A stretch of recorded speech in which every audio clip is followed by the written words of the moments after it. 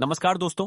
आप देख रहे हैं कैलेंडर कथा और आज हम बात करेंगे एक ऐसी साधारण सी दिखने वाली घास की जिसके बिना हिंदू धर्म में कोई भी शुभ कार्य पूरा नहीं माना जाता। जी हाँ, हम बात कर रहे हैं दूर्वा घास, जिसे कई जगह दूब भी कहा जाता है। विवाह हो, गृह प्रवेश हो या भगवान की पूजा, दूर्वा का प्रयोग लगभग हर शुभ कार्य में किया जाता है। लेकिन कभी आपने सोचा है कि रास्तों में उगने वाली यह मामूली सी घास इतनी पवित्र और महत्वपूर्ण क्यों मानी जाती है?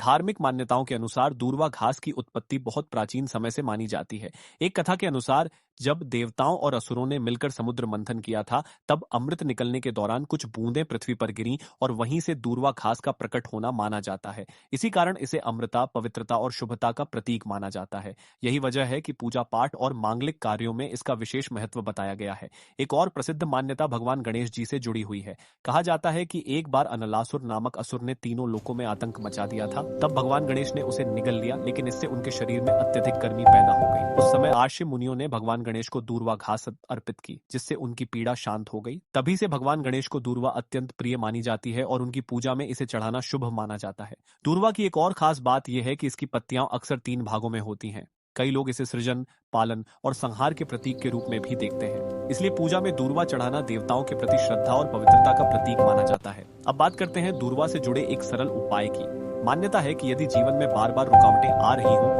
काम बनते बनते रुक जाते हों या घर में तनाव बना रहता हो, तो हर बुधवार भगवान गणेश को 21 दूर्वा अर्पित करके ओम गम गणपतये नमः मंत्र का जप करना शुभ माना जाता है। ऐसा करने से बाधाएं दूर होने और सकारात्मक ऊर्जा बढ़ने की मान्यता है।